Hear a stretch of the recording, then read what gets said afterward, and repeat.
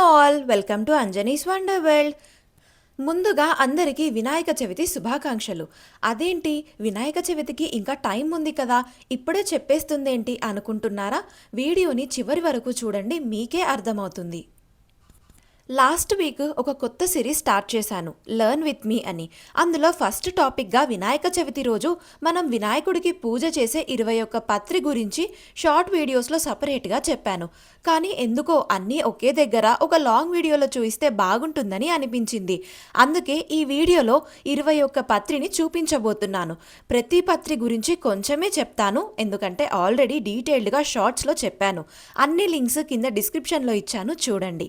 అలాగే వినాయక చవితి రోజు వినాయకుడికి పూజ మనమే సింపుల్గా ఈజీగా ఎలా చేసుకోవచ్చో ఫుల్ డీటెయిల్డ్ వీడియో లింక్ కూడా కింద డిస్క్రిప్షన్ బాక్స్లో ఇచ్చాను, చూడండి. సో ఇంకా లేట్ చేయకుండా స్టార్ట్ చేసేద్దాం.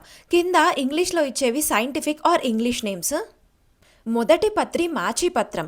మాచిపత్రి ఒక రకమైన మందు మొక్క. దీన్ని ఆర్టిమిసియా వల్గరిస్ అంటారు. ఈ చెట్టు చిన్న మొక్కగా పెరుగుతుంది. ఈ ఆకుని పసుపు, నువ్వుల నూనెతో కలిపి నూరి ఆ ముద్దను చర్మవ్యాధులు ఉన్న చోట రాస్తే త్వరగా వ్యాధి నివారణ అవుతుంది. ఇది అతిదాహాన్ని హరిస్తుంది.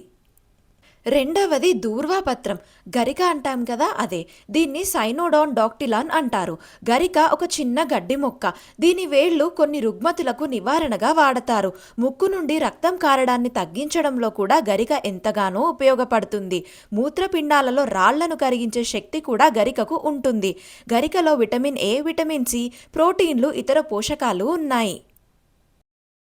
మూడవది అపామార్గ పత్రము. ఉత్తరేణి లేదా అపామార్గం అనొచ్చు. దీన్ని అకిరాంథస్ ఆస్పెరా అంటారు. ఈ ఉత్తరేణి గురించి ఒక పురాణ కథ కూడా ఉంది, అది నెక్స్ట్ షాట్లో చెప్తాను. ఉత్తరేణి వేర్లతో పళ్ళు తోమితే చిగుళ్ళు, పళ్ళు గట్టిపడతాయి. ఉత్తరేణి ఆకుల రసాన్ని గాయాలు తగిలినప్పుడు రాస్తే రక్తస్రావం కాకుండా చూస్తుంది. కందిరీగలు, తేనెటీగలు, తేళ్లు తదితర కుట్టినప్పుడు ఆయా ప్రాంతాలలో ఈ ఆకులను ముద్దగా నూరి పెడితే నొప్పి, దురద తగ్గుతాయి. నాలుగవది బృహతీపత్రం. బృహతీపత్రం లేదా మూలక అనొచ్చు.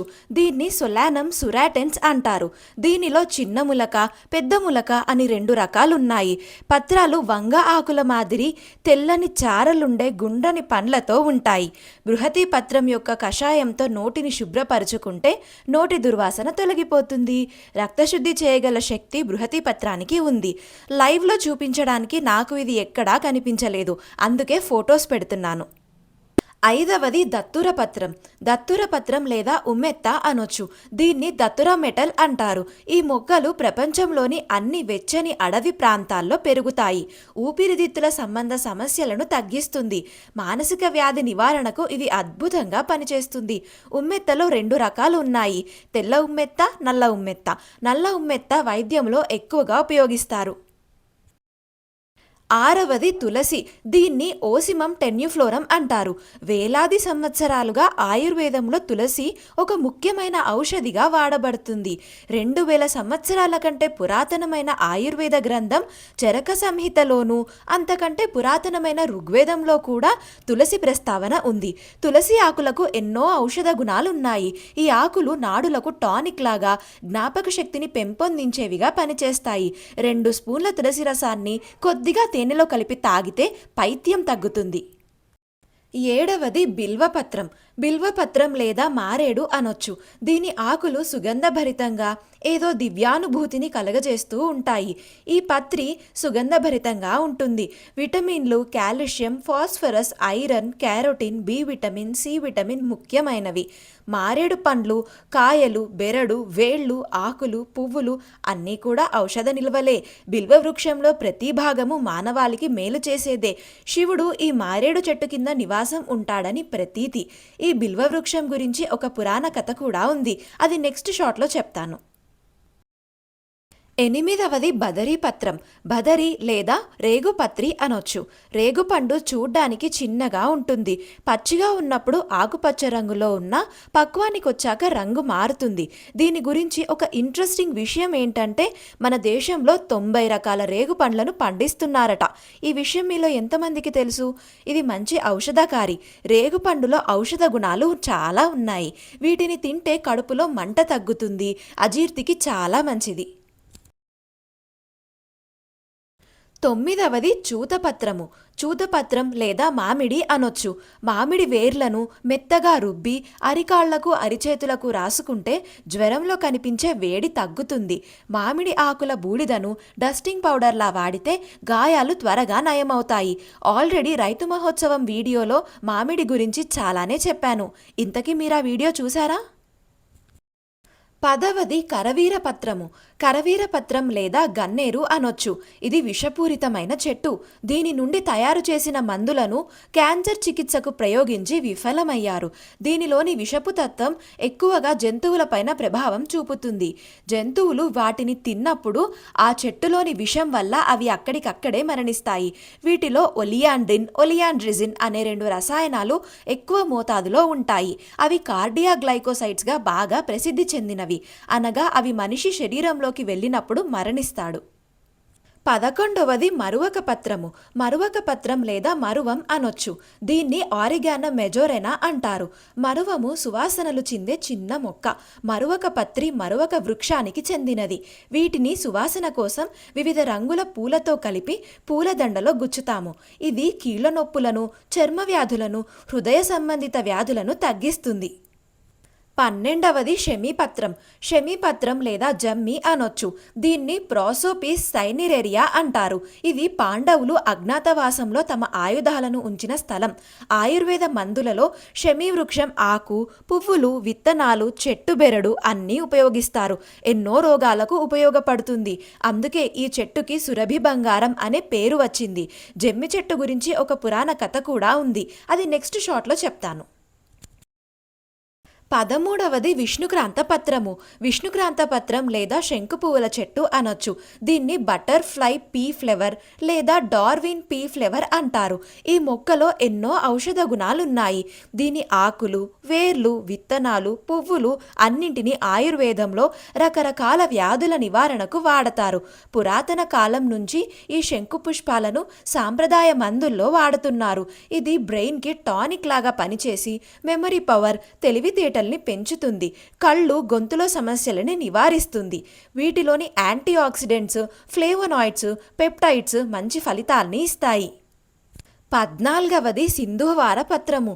సింధూవార పత్రం లేదా వావిలాకు అనొచ్చు. దీన్ని విటెక్స్ నెగుండో అంటారు. వావిలి ఒక రకమైన ఔషధ మొక్క. ఈ పత్రి సుగంధభరితంగా ఉంటుంది.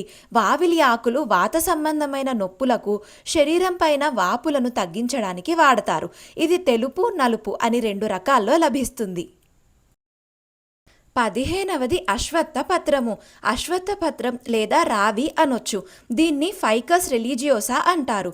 రావి చెట్టు లేదా అశ్వత్థ వృక్షము మర్రి జాతికి చెందిన ఒక చెట్టు.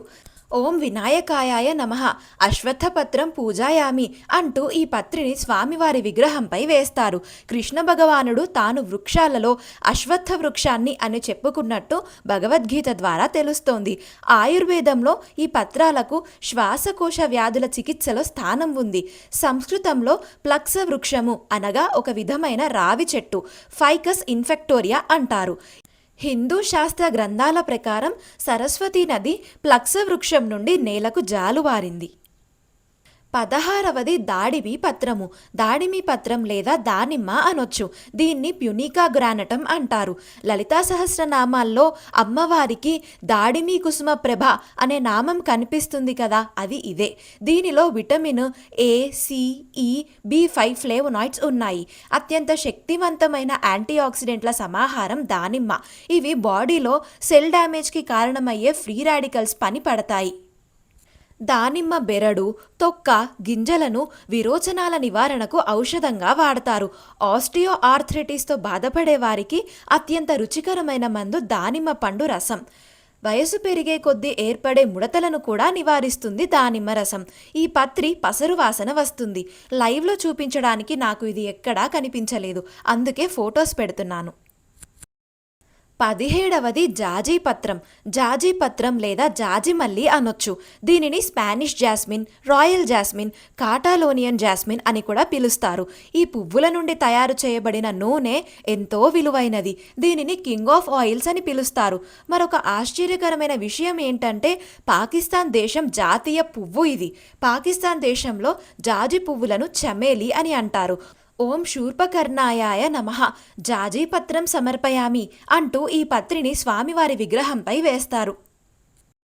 18వది అర్జున పత్రము. అర్జున పత్రం లేదా మద్ది అనొచ్చు. దీన్ని టర్మినాలియా అర్జున అంటారు. ఇది ఆయుర్వేదంలో ఔషధంగా విస్తృతంగా ఉపయోగపడుతుంది. ఇది తెలుపు, ఎరుపు రంగుల్లో లభిస్తుంది. దీని బెరడు తెల్లగా ఉంటుంది. కావున దీనిని తెల్ల మద్ది అంటారు. ఆయుర్వేద వైద్యంలో అర్జున బెరడును గుండె జబ్బుల్లో వాడతారు. ఆధునిక పరిశోధనల్లో కూడా ఇది కార్డియాక్ టానిక్గా ఉపయోగపడుతున్నట్లు కనుగొన్నారు. ఈ పత్రి సుగంధభరితంగా ఉంటుంది. లైవ్లో చూపించడానికి నాకు ఇది ఎక్కడా కనిపించలేదు, అందుకే ఫోటో పెడుతున్నాను. 19వది దేవదారు పత్రము. దీన్ని డియోడరా సీడర్ అంటారు. ఇది ఎక్కువగా అరణ్యాల్లో పెరుగుతుంది. పార్వతీదేవికి మహా ఇష్టమైనది ఇది. చల్లని ప్రదేశంలో, ముఖ్యంగా హిమాలయ పర్వతాల వద్ద పెరుగుతుంది ఈ వృక్షం. ఈ చెట్టు మహావృక్షంగా పెరుగుతుంది. ఈ చెట్టు ఆకులు, పువ్వులు కూడా మంచి ఔషధులే. ఈ పత్రి సుగంధభరితంగా ఉంటుంది. దేవదారు శరీర వేడిని తగ్గిస్తుంది. లైవ్లో చూపించడానికి నాకు ఇది ఎక్కడా కనిపించలేదు, అందుకే ఫోటో పెడుతున్నాను. 20వది గండలి పత్రము. గండలి పత్రం లేదా లతాధూర్వం అనొచ్చు. ఈ మొక్క ఆకులు చూడడానికి ఒంటె పాదాల వలె ఉంటాయి కనుక దీనిని క్యామెల్ ఫుడ్ ట్రీ అని అంటారు. సహజ సిద్ధంగా షుగర్ వ్యాధిని అదుపులో ఉంచడంలో ఈ చెట్టు మనకు ఎంతో సహాయపడుతుంది. అలాగే ఈ చెట్టు ఆకులకు శరీరంలో ఇన్ఫ్లమేషన్ను తగ్గించే గుణం కూడా ఉంది. ఈ చెట్టు ఆకులను, బెరడును ఉపయోగించడం వల్ల థైరాయిడ్ గ్లాండ్ పనితీరు మెరుగుపడుతుంది. ఓం సూరాగ్రజాయాయ నమః గండలి పత్రం పూజాయామి అంటూ ఈ పత్రిని స్వామివారి విగ్రహంపై వేస్తారు. లైవ్లో చూపించడానికి నాకు ఇది ఎక్కడా కనిపించలేదు, అందుకే ఫోటో పెడుతున్నాను. 21వది అర్కపత్రము. అర్కపత్రం లేదా జిల్లేడు అనొచ్చు. దీన్ని క్యాలోట్రాపిస్ గైగాంటీ అంటారు. ప్రపంచవ్యాప్తంగా ఉష్ణమండల ప్రాంతాల్లో విస్తృతంగా సాగు చేయబడుతోంది. అన్ని నేలల్లో పండుతుంది. క్యాలోట్రాపిస్ మొక్క యొక్క ఆకును తీసినప్పుడు పాలు బయటకు వస్తాయి. ఎర్ర జిల్లేడు ఆకులను వివిధ రకమైన ఆయుర్వేద మందుల తయారీలో వాడతారు. మొత్తానికి ఇవి అండి మనము వినాయక చవితి రోజు వినాయకుడికి పూజ చేసే 21 పత్రి గురించి కొన్ని విశేషాలు, ఉపయోగాలు. వీటి గురించి మీకేమైనా తెలిస్తే కామెంట్స్లో చెప్పండి. వీలైనంత వరకు లైవ్లో చూపించాను. అలా వీలు పడని వాటికి ఫొటోస్ పెట్టాను. వీడియోని ఇక్కడి వరకు చూసినందుకు thank you for watching the video. Do like, share and subscribe. అన్ని లింక్స్ కింద డిస్క్రిప్షన్ బాక్స్లో ఇచ్చాను, చూడండి.